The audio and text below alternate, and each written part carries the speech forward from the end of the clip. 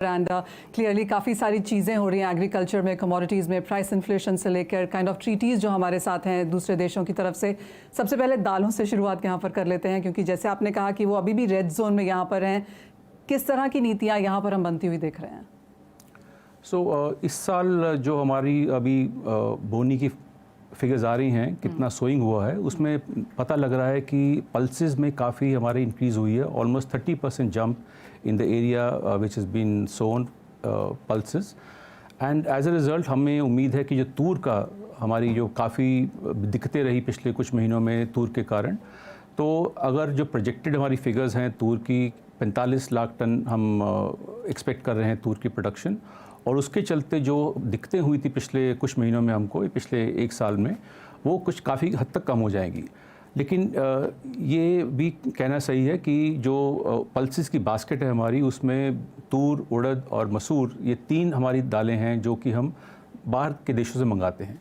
तो हमारा ये भी कोशिश अब चल रही है कि किस तरह एरिया को डाइवर्सिफाई करें, किस तरह नए एरिया लाएं हम दालों के दलहन की खेती के लिए, और उसके अलावा किस तरह हाई यील्डिंग वैरायटीज़ लेके आएँ। तो इसकी बात भी चल रही है किस तरह हम हाई यील्डिंग वैरायटीज़ इंपोर्ट कर सकते हैं और उसका डुप्लीकेट और इसका मल्टीप्लिकेशन कर कर हम यहाँ पे किसानों को दे सकते हैं। तो ये जो दलहन का जो सेल्फ रिलायंस है, ये सरकार का एक बहुत बड़ा एजेंडा है।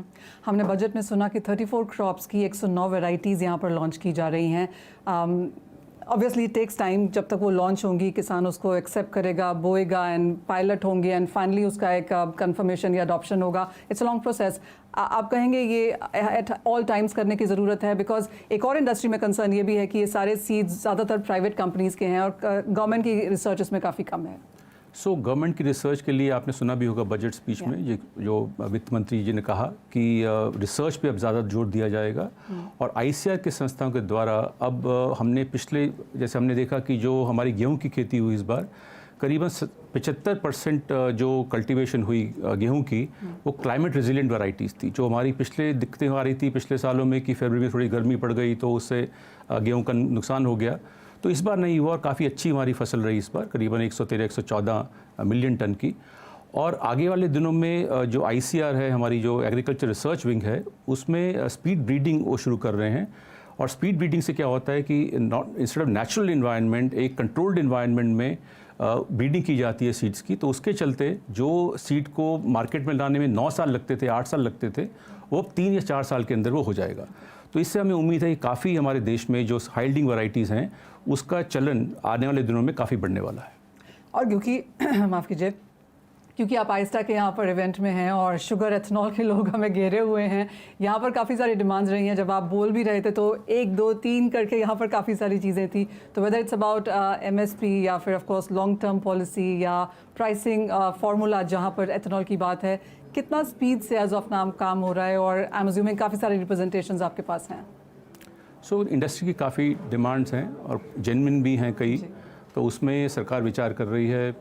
उनका एक मिनिमम हमारा सेल प्राइस था, उस पर उनका डिमांड है कि उसको बढ़ाया जाए। जो 31 रुपये है, करीबन 3-4 साल हो गए, 5 साल हो गए, तो उसमें भी बढ़ोतरी करने की उनकी डिमांड है। उस पर सरकार विचार कर रही है।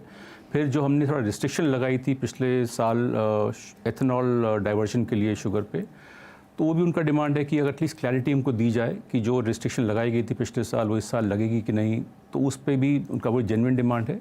तो उस पर भी सरकार बहुत शीघ्र उनको क्लैरिटी देगी कि आने वाले साल में 2024-25 जो शुगर ईयर है उसमें क्या पॉलिसी रहेगी शुगर डाइवर्जन की, वो भी हम कोशिश करेंगे उनको बताने की। Monsoon has been quite a good season for the government and the farmers of course, so अच्छी खासी bumper crop की expectations भी यहाँ पर है। तो with this one thing sorted, लेकिन जहाँ तक fruits and vegetables की inflation है वो quite on the higher side है। आप इसे कैसे देख रहे हैं? जो हम कहते हैं top crops, tomato, onion and potato, so उसमें हम देख रहे हैं कि काफ़ी वॉलेटिलिटी रहती है, बिकॉज दे आर एक्चुअली, अब जैसे पोटैटो आप देखें तो 98% potato cultivation happens in the rabi. तो उसके चलते 3-4 महीने में आपकी प्रोडक्शन जो आ गई, उसके बाद आपको अगले 7-8 महीने उससे आप चलाना है। उसी तरह अनियंस में 3/4 of the production happens in rabi, और खरीफ में जो अनियन आता है उसको आप स्टोर नहीं कर सकते क्योंकि मॉइस्चर कंटेंट ज़्यादा होता है।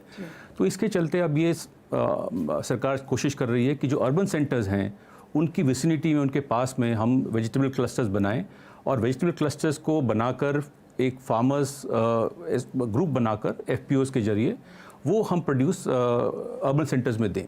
तो ये अभी हमने प्रस्ताव शुरू किया है विचार करना, और मुझे आशा है कि अगले 1-2 महीने में इस पर क्लैरिटी आएगी, और जो टॉप क्रॉप्स पर्टिकुलरली जो हैं उसकी इन्फ्लेशन में हमें काफ़ी कंट्रोल करने में सहायता मिलेगी। एक फाइनल सवाल डिजिटाइजेशन पे है, और काफ़ी स्ट्रॉन्ग पुश यहाँ पर भी बनता हुआ हमने देखा। ओवरऑल सरकार की किस तरह की नीतियाँ हैं? Agri stack of course is something which is the talk of the town. AgriStack, actually, the little that I've seen in the past few months of AgriStack, it is going to be a revolution. So in terms of the farmers registry, कि हर farmer को हर किसान को एक पहचान मिलेगी, उसका कहाँ उसकी ज़मीन है उससे उसे लिंक होगा, उसने क्या फसल उगाई है उसका डिजिटल सर्वे होगा, और उसके बाद जो बाकी भी कई संस्थाएं हैं उनका भी रजिस्ट्री उसके अंदर रहेगा। फर्टिलाइज़र कंपनीज़ हों या उसमें पेस्टिसाइड हों या सीड्स हों, बैंक्स हों। तो उसके चलते क्या होगा कि जो हमने इस यूपीआई हमने किया, जो पेमेंट सिस्टम में जो रेवोल्यूशन आई यूपीआई के ज़रिए, वैसे यूनाइटेड फार्मर्स सिस्टम इंटरफेस, उसके चलते हम जो ये प्लेटफॉर्म बनाएंगे, the private companies will be able to link on and develop apps. अब एक एग्जांपल दे रहा हूँ मैं आपको कि अगर बाकी तो इसके बहुत फ़ायदे हैं, बट एक फ़ायदा जस्ट फॉर योर रेफरेंस की है कि अगर कोई कंपनी है जो कॉटन के फार्मर्स को टारगेट करना चाहती है for some new variety of seeds और फॉर सम न्यू पेस्टिसाइड और something that they come up with, so through this payment, through this interface that we will have of UFSI, the company can target only the cotton farmers. For a banker, if he is to give a loan to a particular farmer, that will be a job that can be done in minutes, because सारी information उसके पास है, उसने क्या फसल उगाई है, उसका कितनी ज़मीन है, स्केल ऑफ फाइनेंस क्या है, तो मिनटों में वो जो लोन अभी दिनों लगते हैं, हफ्ते लगते हैं, वो मिनटों में सॉल्व हो जाएगा। तो इसके चलते मेरा तो बहुत विश्वास है कि ये एग्रीस्टैक किसानों के लिए और मेरी इकोनॉमी के लिए एक रेवोल्यूशनरी स्टेप है। ऑलराइट, संजीव जी बहुत शुक्रिया हमारे साथ जुड़ने के लिए और ये पूरी आराम से हमारे से बात भी करने के लिए। Thank you very much. Thank you.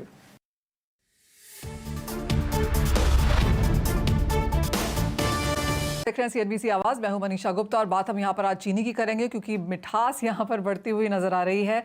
जिस तरह से हमने फूड सेक्रेटरी को सुनते हुए देखा, उन्होंने कहा कि आगे कुछ दिनों में, कुछ हफ्तों में यहाँ पर चेंजेस पॉलिसीज़ और मेजर्स के हिसाब से लेके आएंगे वो। और जैसे उन्होंने तारीफ भी करी कि आइस्टा के जो नंबर्स थे क्रॉप के हिसाब से, वो शायद रियलिस्टिकली सबसे ज़्यादा रियलिस्टिक थे।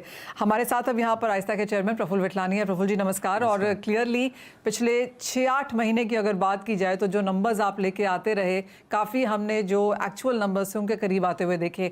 अब जिस तरह का सरप्लस हम इस सीज़न में देख रहे हैं बाज़ार में, आपको क्या लगता है, क्या सरकार अलाउ करेगी यहाँ पर एक्सपोर्ट्स, क्योंकि आप काफ़ी समय से उसको पुश करते रहे हैं? नहीं, मुझे नहीं लगता है कि करेगी। जो विंडो खुली हुई है वो विंडो शायद गवर्नमेंट ये बार जो इथेनॉल को लास्ट टाइम बीच में ही रोक दिया था, वो इथेनॉल की जो रिक्वायरमेंट 20% जो टारगेट को पहुंचने के लिए ये एक्सपोर्ट को रोक दिया गया है। और ऐसा मेरा व्यक्तिगत जो समझ में मुझे आ रहा है वो ऐसा लग रहा है कि हमारे पास 60 लाख टन से ज़रूरत से ज़्यादा भी स्टॉक है, पर गवर्नमेंट रिस्क लेना नहीं चाहती है कि ये जो चीनी है वो हम डोमेस्टिक कंजप्शन के लिए रिव्यू करेंगे, और फिर अगर फरवरी मार्च में अगर एक्सपोर्ट निर्यात की कोई अच्छी जगह है तो वो डेफिनेटली देंगे। जैसे मैंने पहले भी कहा था कि आपके शो में 3 साल पहले कि शुगर इंडस्ट्री को एक ही बच्चा था, वो शुगर था डोमेस्टिक और एक्सपोर्ट के लिए। फिर बीटी आई इथेनॉल, तो दोनों में बैलेंस करने में वो जो बड़े वाले हैं ना वो मार खाते हैं, तो छोटा बच्चा खा के निकल जाता है। तो या इथेनॉल के लिए ही ये रोका गया है ऐसा लग रहा है। और डेफिनेटली एक चीज़ समझ सकता हूँ कि 24-25 में इथेनॉल ब्लेंडिंग की परमिशन मिलेगी, और हम आहिस्ता भी हमेशा गवर्नमेंट के साथ है और उनके व्यू से हमारे व्यू भी मिलते हैं कि पहले डोमेस्टिक कंजप्शन, उसके बाद ethanol, and third priority can be the export. तो ये हिसाब से हमें तो लगता है कि इथेनॉल की परमिशन आएगी। एक और बात यहाँ पर की हर्षवर्धन पाटिल जी ने कि सब एसोसिएशंस को साथ मिलके एक कॉमन पेपर बना के शुगर और इथेनॉल इंडस्ट्री के लिहाज से एक 10 ईयर का रोड मैप या एजेंडा बनाया जाना चाहिए। कैसे देखते हैं आप इसे, और आप कहेंगे ये अब शायद करने की ज़रूरत सबसे ज़्यादा है? ये 100% जो हर्षवर्धन पाटिल जी कर रहे हैं वो एक ऐसी सराहना चीज़ है कि अगर प्लानिंग कमीशन के पास PMO से या कहीं से भी जाती है तो वो को अगर अमिताभ कांत जी भी थे वहाँ पे प्लानिंग कमीशन में, तो किसी को प्लानिंग कमीशन करने को अगर आपके पास विज़न नहीं है तो आपका कोई प्रपोजल लेके जाने का मतलब ही नहीं आता है। तो ये थोड़ा रिस्की ज़रूर है, पर विदाउट रिस्क तो there are never the fruits. So नहीं, पर ये 10 साल का रोड मैप करना, यानी नेशनल फेडरेशन का जो काम है वो मुझे लग रहा है कि काफ़ी अभी अच्छी तरह से और आगे बढ़ रही है। एक और चीज़ जो फूड सेक्रेटरी ने यहाँ पर की है और वो ये थी कि जो all India sugar traders association है, तो ये जो ट्रेडर्स की डेफिनेशन है, जैसे आप भी कह रहे थे कि इसको थोड़ा सा बढ़ाना पड़ेगा। नहीं, मैं बढ़ाना तो मेरे कमेटी और हमारे लोग नक्की करेंगे, पर जब बच्चे को जन्म हुआ था तो नामकरण में कहीं गलती हो गई थी। जो हम ट्रेड लिखा है, all India sugar trade association, तो ये इसका मीनिंग ये जाता है कि ट्रेडर्स एसोसिएशन है। ये ट्रेडर्स नहीं है, ये ऑफ कोर्स डोमेस्टिक ट्रेडर्स है, एग्जिम ट्रेडर्स है, इंडस्ट्री है, रिफाइनरी है, कोऑपरेटिव शुगर मिल्स है, एफएमसीजी में आईटीसी लिमिटेड है, हमारे पास कंज्यूमर है और कोऑपरेटिव मिल्स भी हमारे मेंबर है, तो उसके अंदर फार्मर्स भी है। तो इट्स ए बकेट।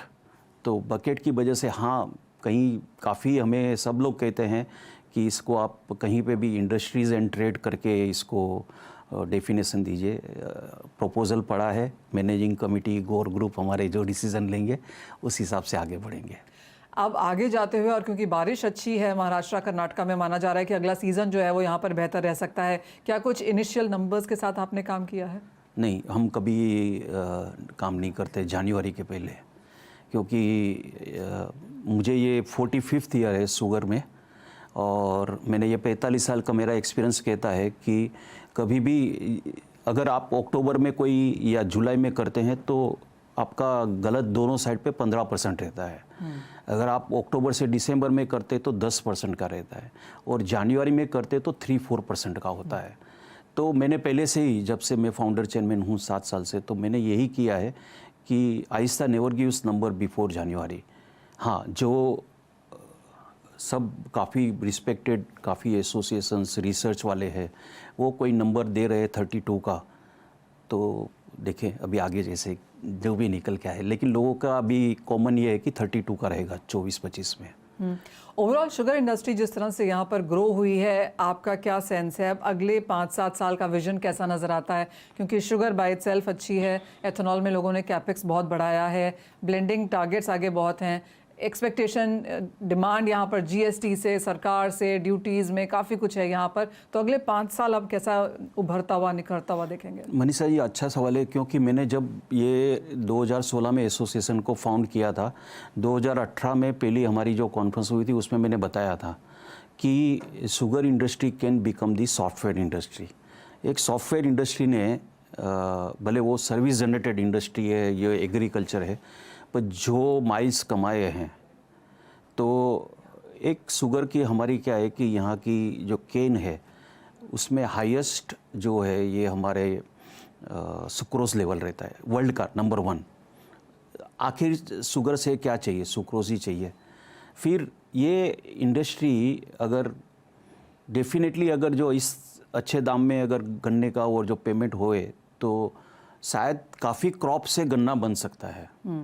और जब अभी हम लोग हंगरी है एक्सपोर्ट के बिज़नेस के लिए, हमारे एग्जिम ट्रेडर्स जो बेचारे ब्लीडिंग कर रहे हैं, तो डोमेस्टिक भी पूरा हो जावे, इथेनॉल भी पूरा हो जावे और ऐसा शुगर का प्रोडक्शन होए कि जो हमने 110 लाख टन एक्सपोर्ट किया था, जिसमें 81% हमारे आहिस्ते मेंबर ने किए थे, ऐसे वापिस साल आवे। और ये 5 साल नहीं, पर मैं तो बोलता हूँ 15-20 साल के लिए, जैसे सॉफ्टवेयर के लिए वर्ल्ड डिपेंडेंट इंडिया के लिए है, तो ये जो शुगर के लिए सबको चाहिए चीनी, चाहे ब्राज़ील के नज़दीक का कंट्री रहेगा, बोलेगा कि सुक्रोज लेवल इसमें ज़्यादा, इसको प्रीमियम दो। तो ये हिसाब से हमें तो विज़न यही होना चाहिए कि तीनों जन का काम अच्छी तरह से चले और India can become the hub. There is nothing wrong in it because we have coastal, so less transportation cost. Why the Asian countries and the Gulf countries वो हमारी इंडिया की चीनी चाहते हैं, क्योंकि जैसे स्टॉक एक्सचेंज में चार्ट है वैसा शुगर प्राइस का इंटरनेशनल में चार्ट बनता है। तो अगर मेरे को चीनी अगर 5 दिन में मिलती है तो मैं 2 महीने की ब्राज़ील से नहीं मंगाऊंगा। तो वो टाइम फैक्टर है। यहाँ से मेरे को कम फ्रेट में मिलती है, वहाँ से एक्स्ट्रा फ्रेट देना पड़ता है और सुक्रोज भी कम मिलता है। तो ये सब चीज़ देखते हुए India can become the hub of the world. Right, on that why not. बहुत शुक्रिया हमारे साथ आज प्रफुल्ल जी समय निकालने के लिए और ऑफ नमस्कार। कोर्स उस विजन को भी शेयर करने के लिए।